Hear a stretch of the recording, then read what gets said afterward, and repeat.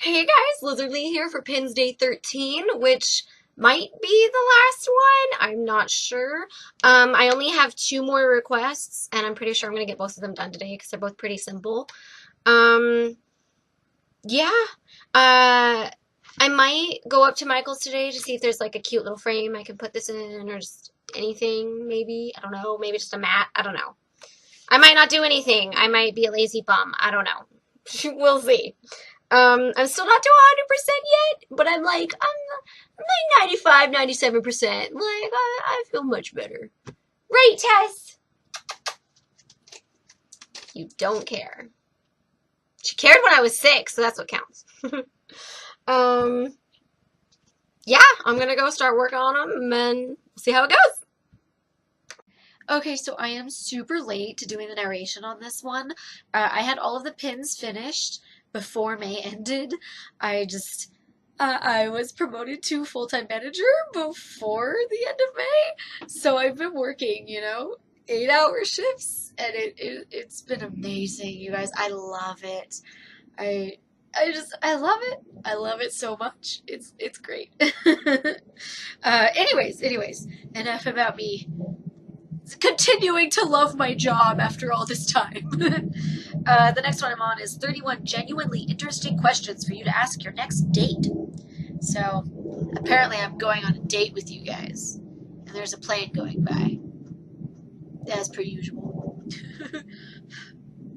Let's see. They have a big paragraph before. Let's see what it says. I have a complaint, and I am so ready for the internet hate I'm going to get for it. Bring it on! As an extrovert, I am really good at starting conversations and keeping them going. That being said, I'm really tired of going on dates and not feeling like there's no give and take. I'm tired of asking all the fun questions, and I'm so sick of the standard date questions. It's really attractive when people ask well thought out questions that at least give the illusion that they want to know me better. And I mean really know me. Not just know where I went to college and what my worst OkCupid story is. Good questions are sexy. Hint, hint, nudge, nudge, fellas. So here you go.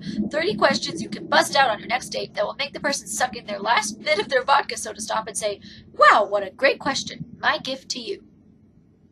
All right, you guys want to place bets on whether these are actually going to be great questions or not? I'm probably going to go with no, because, yeah. But we'll see. We'll see. 1. Who inspires you? Who do you aspire to be like? My mom always inspires me because she's such a hard worker and she's such a good person. She teaches first graders, and like that woman, she works like double time or double full time. It's crazy. Like she's always working, but she keeps doing it and she cares about her kids, and that's important. And I do mean her biological kids and her kids in school kids. She's a really caring person. It's great. And yeah, I want to be more like her. I want to care about everybody. So I try to be that way. I try not to, if I dislike someone, I try not to let it show. I try to be professional at all times, but there are some people you just don't like. Number 2, what was the last book you read without skipping through anything? Man, the better question is what was the last book I read? Um, these falling stars, these falling skies. Oh my God, I don't remember what the last book I read was. I really don't. I have Divergent pulled out and I want to read it, but I don't have time. Oh my God, I don't know what the last book I've read was. And I love reading. Like, I love short stories. I read short stories all the time. But I don't remember the last time I read a book. I mean, well, I say short stories, but I have read stories that are book length.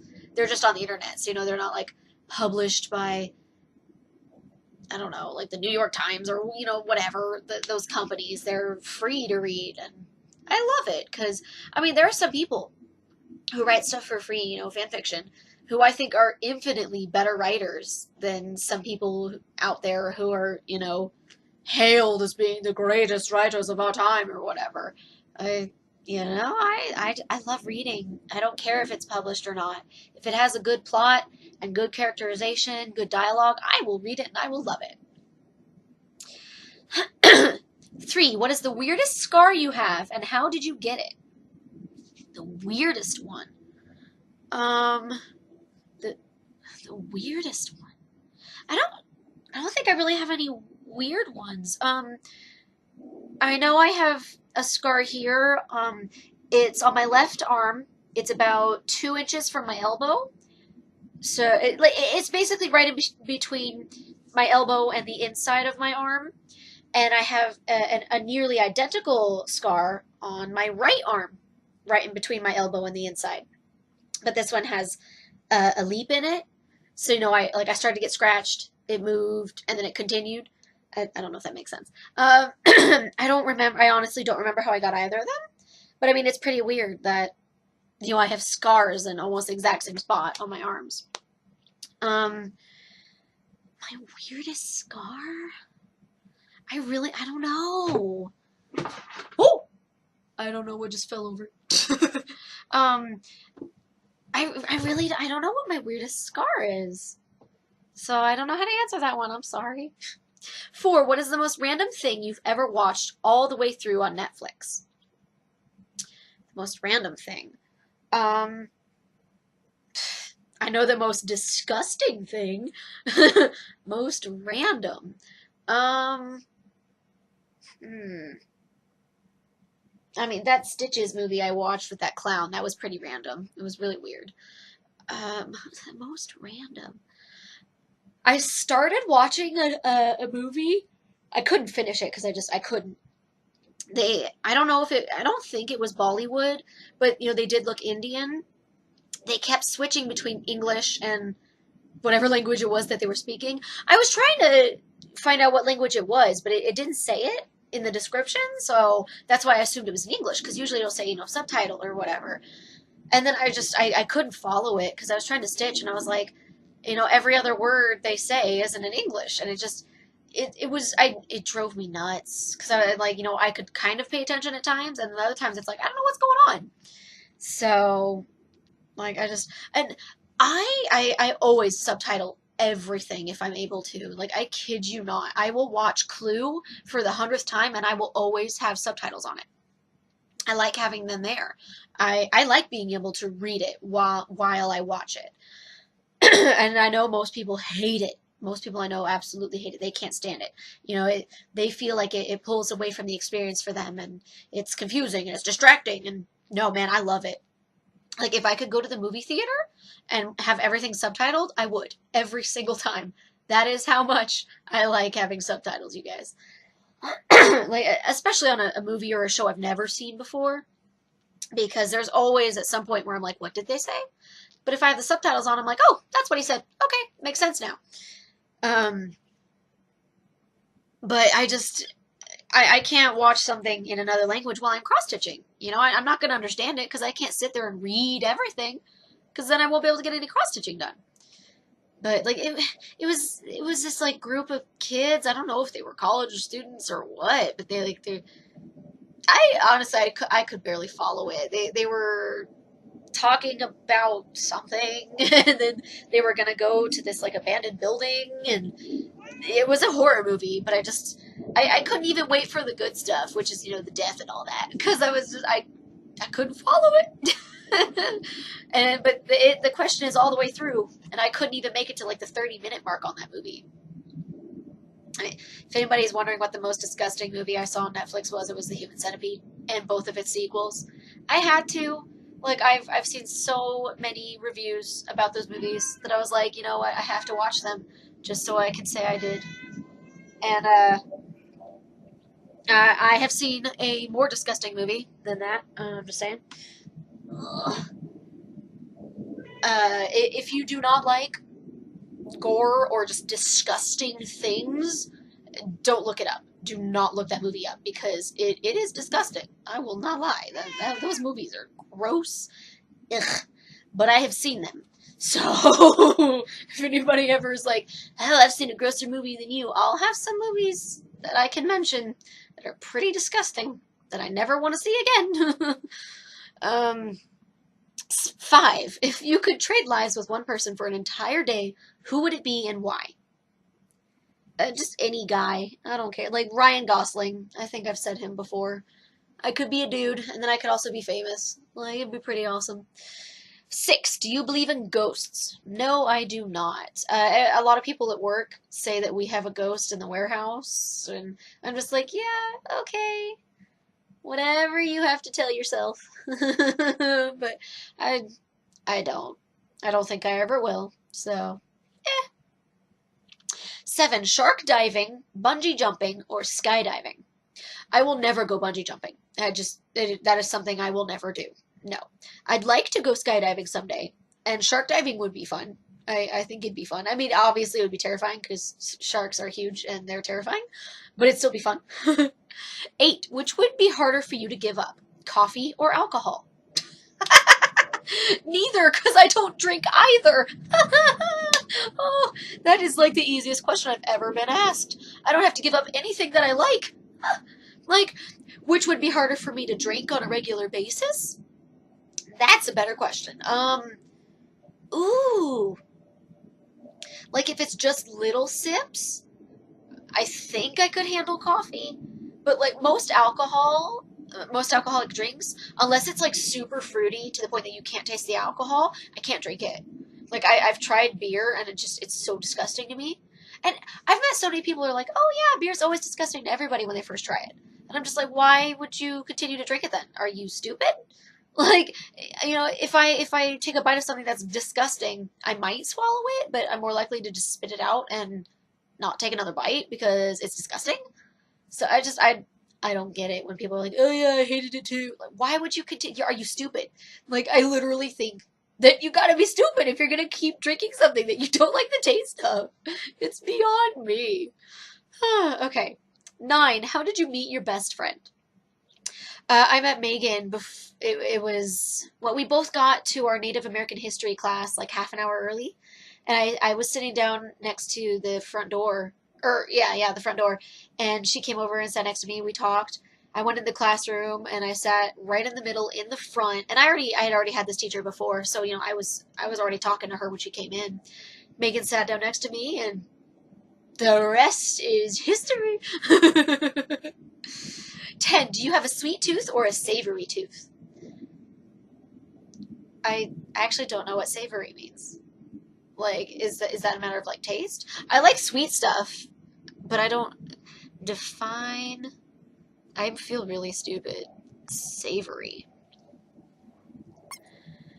Belonging to the category that is salty or spicy rather than sweet. Oh, I love salty stuff too, though. All right, you guys will probably think I'm like a super idiot because I didn't know what the difference was. I apologize.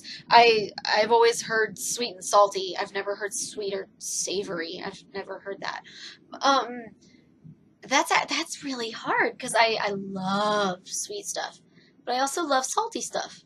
I don't like spicy things. How's that? Excuse me. 11. What is something you've always wanted to try but have been too scared to? I don't think it's a matter of being too scared to, is I haven't had the opportunity. Like, I haven't been able to skydive because I've never had the chance to. I mean, it would be kind of scary too, but it'd be fun. It'd be really fun. Oh, there I am doing the frame for the Fifth Element one. I had already done all the narration and saved the file for the Fifth Element clip that I had before, or for day 12, I'd already finished it, so I couldn't go and edit it in. So you get it here now. My bad. Okay, a little bit more. 12. What accomplishments are you most proud of? Getting my degree, getting promoted to full-time manager, traveling around the world. I'm pretty damn proud of that. And I guess it's not necessarily an accomplishment though. All the different challenges I faced at like Hinterbrand, Project Purple, all that stuff. A lot.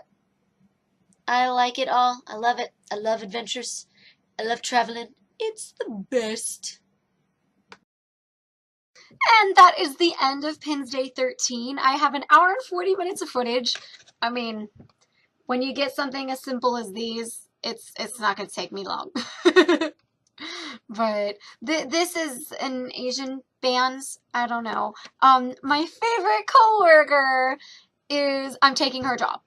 and this one's for her daughter. She's going to be going to a different store, but she's actually going to be working at the store closer to my house, so I'll get to go in and be like, Janice, I miss you. It'll be great. And then this is Chris Cornell's signature. It looks so cool. It looks like a star, like that. It's so cool. It's so cool. I only know a few Soundgarden songs, but I mean the ones I do know I really liked. Um, I'm not going to get into any of the controversy. Controversy. I don't know. I haven't researched it much, and he's older than my parents, so I'm not going to be one of those people. Oh, we lost him too soon. No, no. We lose kids who haven't even turned a year old yet. That is who we lost too soon. All right, I'm just saying. Um, yeah, I don't know if I'll be doing any more for it or not. We'll see.